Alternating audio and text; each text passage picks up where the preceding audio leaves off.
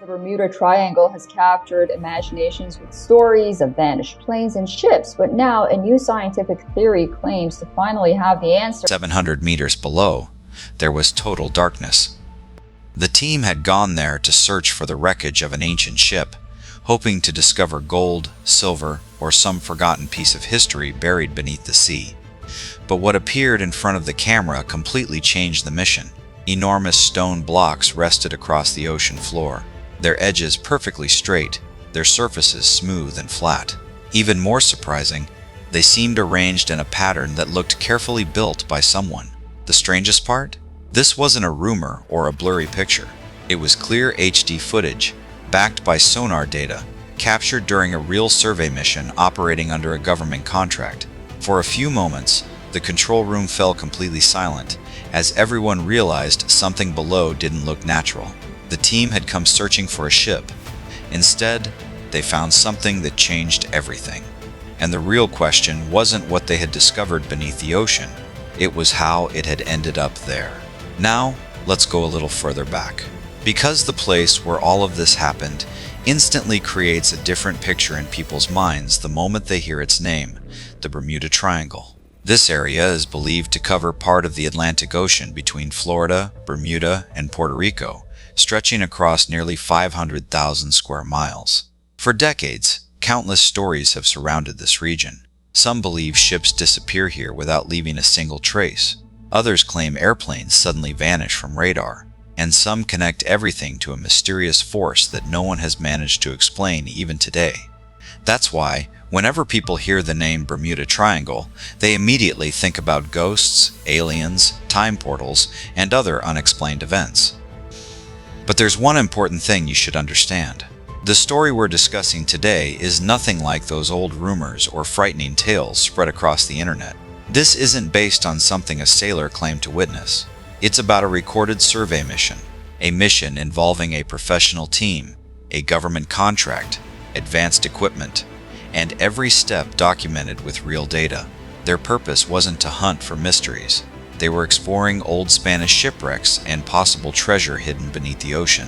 That means, from the very beginning, nobody expected to discover anything extraordinary.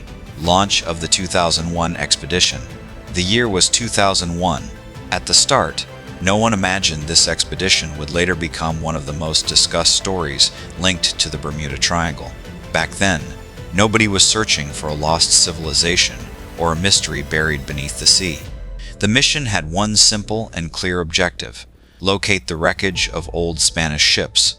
These vessels were believed to have sunk centuries earlier, carrying gold, silver, and priceless treasures into the depths of the ocean.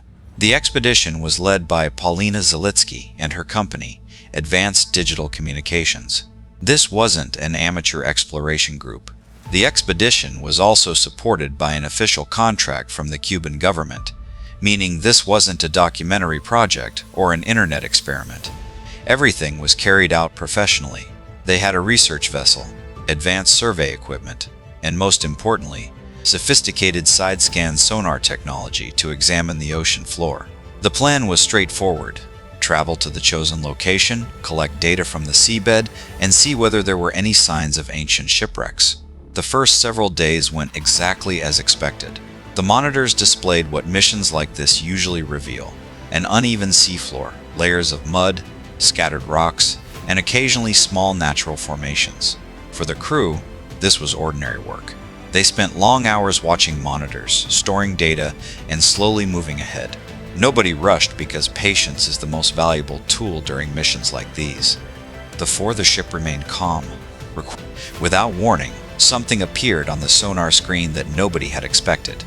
At first, it looked like an ordinary rock formation, but within seconds, the team realized the pattern was unusual. There were no random, scattered shapes, but the same pattern appeared again. That was the moment everything changed.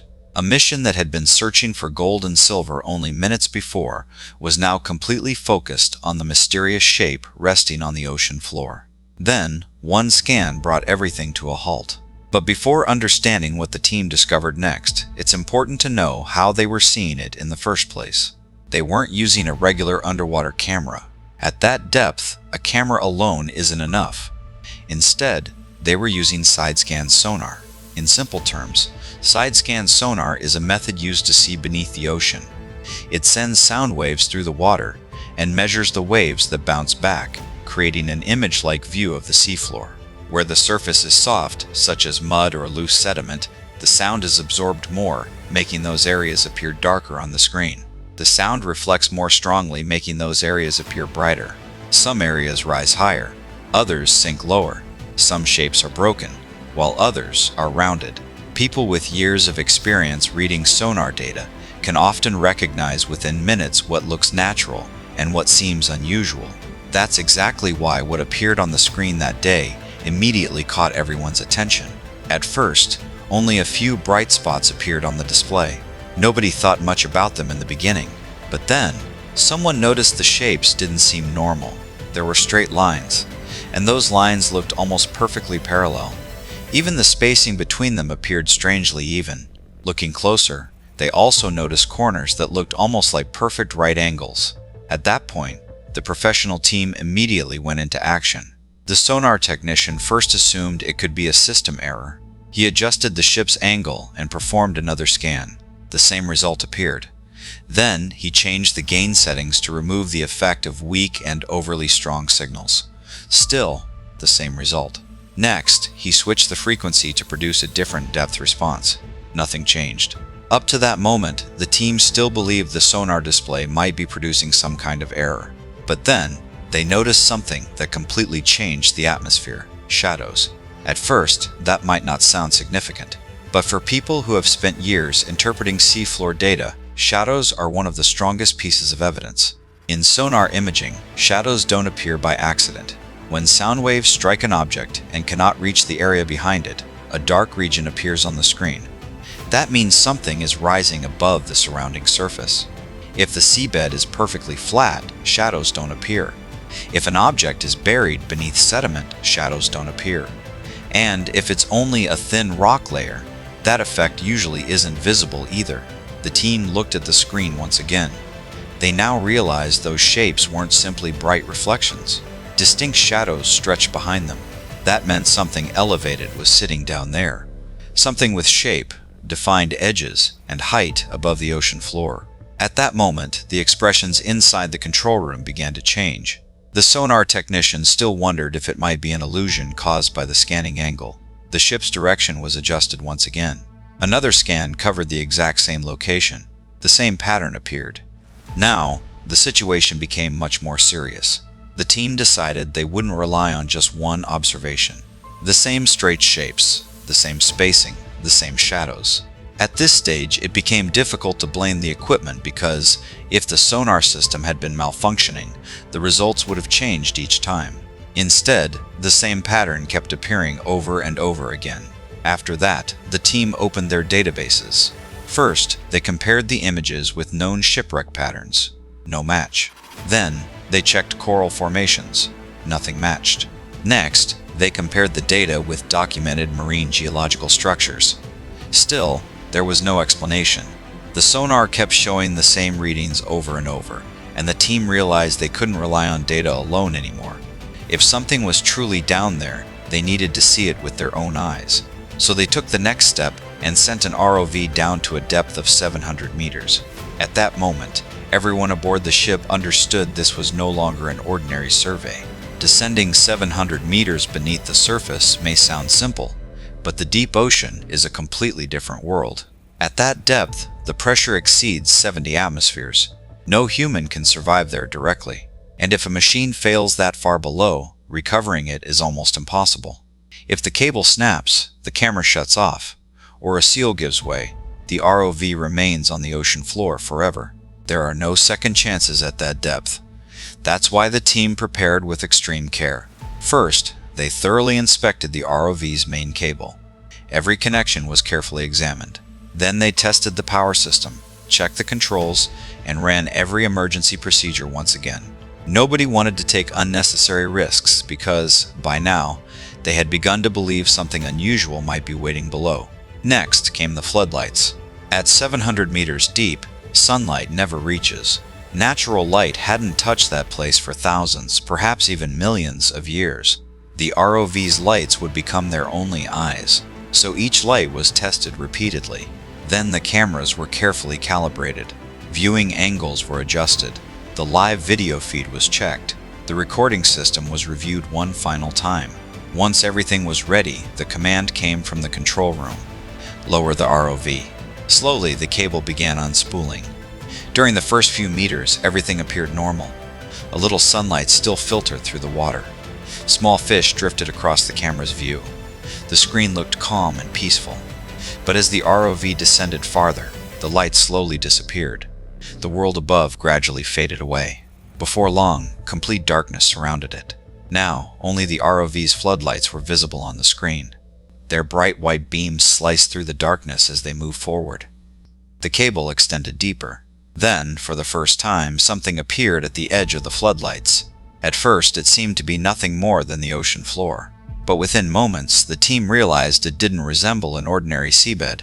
It looked like something that simply shouldn't have been there. First, visual confirmation, 680 mir, 680 mir, 680 mir. Finally, the ROV reached the ocean floor. Everyone inside the control room watched the screen without looking away. Until that moment, they expected to see a typical underwater landscape, mud, scattered rocks, and uneven ground. But the instant the floodlights reached farther into the darkness, what appeared on the monitor left the entire room silent for several long seconds. First, one large flat surface came into view, then another beside it, then a third. At first, they seemed like ordinary rocks. But within moments, everyone sensed something was different. These surfaces didn't look broken or uneven like normal underwater rock formations. The ROV moved slightly closer. Now, the edges became much clearer. Straight edges, sharp corners. Corners that almost looked precisely cut. Beneath the ocean, most objects appear rounded, weathered, and irregular. But these shapes looked strangely orderly. The camera moved even closer. Now, it became obvious these weren't isolated rocks. They appeared to be enormous, rectangular, block-like structures. Some looked arranged in straight lines. Others seemed separated by nearly identical distances. The farther the camera traveled, the stronger the feeling became that this wasn't an ordinary ocean floor. Then the team carefully examined the surfaces. Another unusual detail stood out. There were very few signs of normal ocean erosion.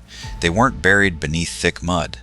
There was no heavy layer of sediment covering them, and nothing suggested these structures had remained completely buried for an extremely long time.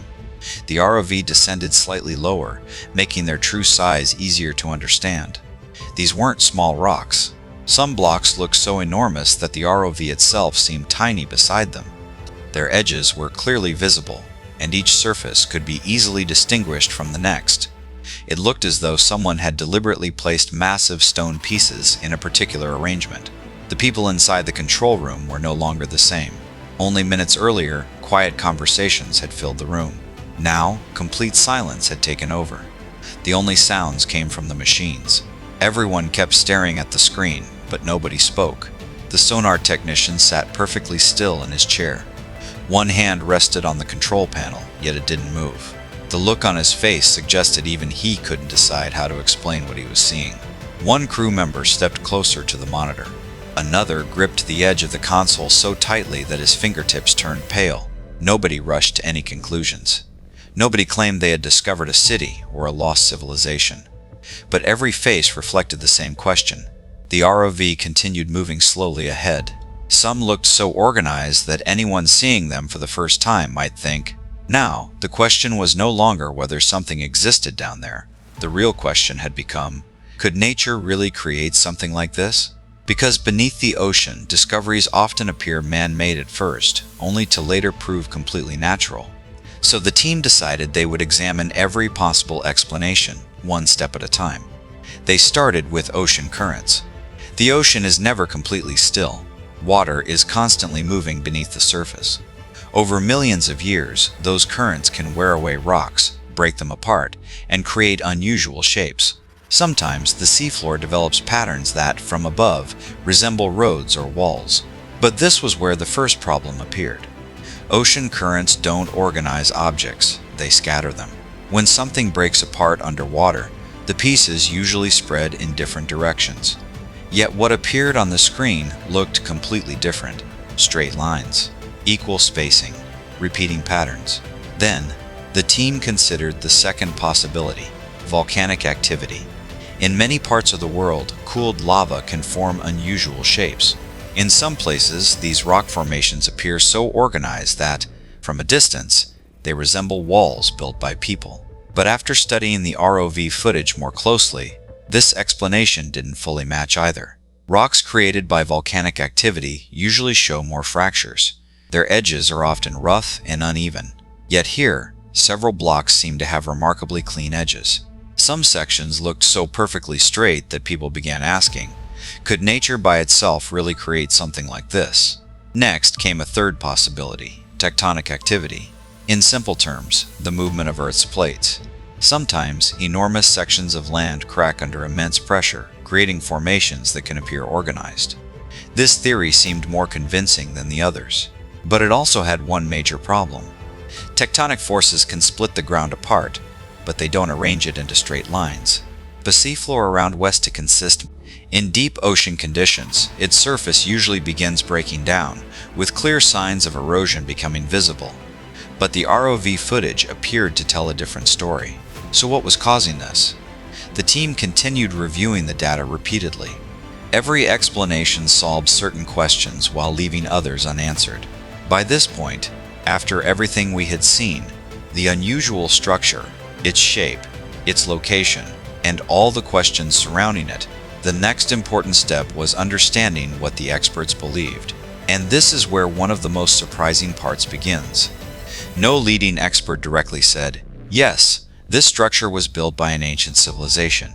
But nobody confidently said, no, this is completely natural either. Instead of becoming clearer, the mystery only grew deeper. First, let's talk about Manuel Iturralde Vinent. He is widely respected for his knowledge of marine geology, underwater formations, and natural geological processes. When he examined claims and images like these, his approach remained extremely cautious. He didn't rush toward dramatic conclusions.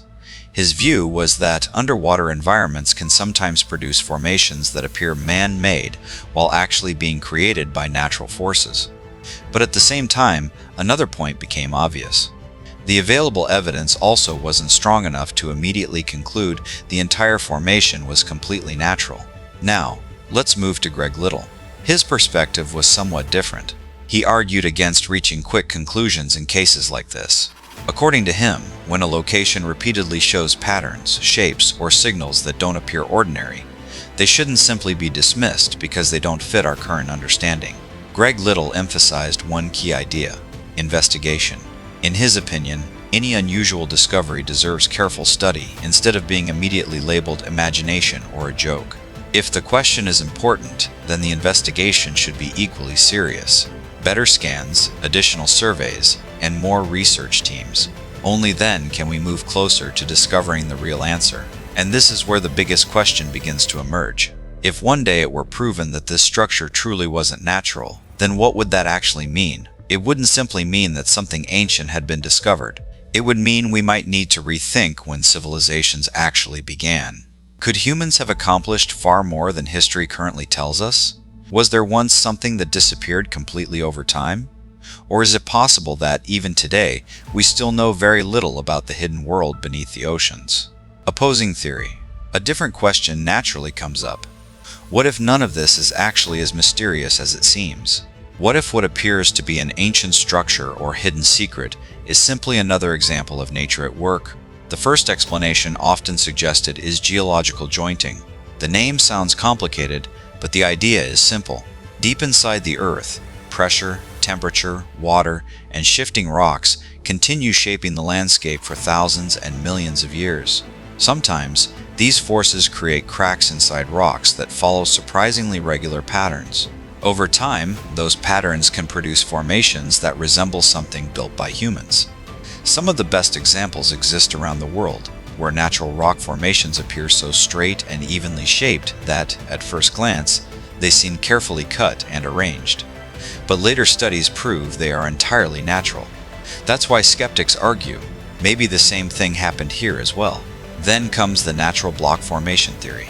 According to this idea, Large rocks beneath the ocean or underground can naturally crack apart and settle into positions that resemble giant blocks or walls. When viewed from above or scanned from a limited angle, the human brain naturally begins connecting those patterns. And that brings us to the third explanation: sonar illusion. This is one of the most interesting possibilities. During underwater exploration, researchers often depend on sonar technology. It isn't a regular camera. Instead, it creates images by interpreting reflected sound waves. But here's the challenge. Sonar doesn't always produce a perfectly accurate picture. Sometimes, because of viewing angles, distance, water conditions, or data processing, shapes appear that don't actually exist. Imagine several rocks lying in a somewhat organized arrangement, and the sonar system links those shapes together. On the display, they may resemble roads, walls, or even buildings. But once researchers move closer and examine the location directly, the reality can look completely different. And this is where one very important name enters the discussion: Robert Ballard. His approach has always been straightforward. His position is simple. Extraordinary claims require extraordinary evidence. In other words, if someone claims a lost civilization has been discovered beneath the ocean, then photographs alone aren't enough. Unusual shapes alone aren't enough. Much stronger evidence is required. This is where the skeptical argument becomes strongest. What was still missing? First, physical samples. No rocks or materials were collected from the site and analyzed in a laboratory. Second, isotope dating. No scientific testing was performed to determine the actual age of the structure. Third, drilling. No deeper investigation was carried out to study the layers beneath the formation. Without those three things, science reaches a limit. Because science doesn't move forward through imagination, it advances through careful investigation. Time. Problem and lost civilization. Theory. Imagine, just for a moment, that whatever was found beneath the ocean wasn't natural.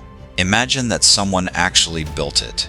Then another question immediately follows. If humans built it, when was it built? Because the greatest mystery isn't the structure itself, it's time. And that's exactly what makes this entire story so fascinating. The depth being discussed, around 700 meters below the surface, is far from ordinary. If a place exists that deep today, then another question naturally follows. Was this land ever above sea level? And if it was, how did it end up so far beneath the ocean? This is where the idea of geological subsidence comes in. Simply put, the Earth never remains still. Over thousands and millions of years, tectonic plates continue moving. Some land rises while other areas sink. Oceans expand. Mountains form. Some researchers suggest this region may once have been much closer to sea level before gradually sinking because of long-term geological changes. At first, that explanation sounds reasonable. But the moment you begin calculating the timeline, everything becomes much more complicated. If a civilization built these structures but left behind no written records, then how could we ever know about it today? And if that place later disappeared beneath the ocean, its name may never have survived in recorded history. That's when people begin asking, maybe our understanding of history isn't complete. Maybe some chapters have simply been lost. Don't forget to like, share, and subscribe to Nature Mystery. Unravel mysteries, learn untold tales of history, and stay in the exciting world of new discoveries.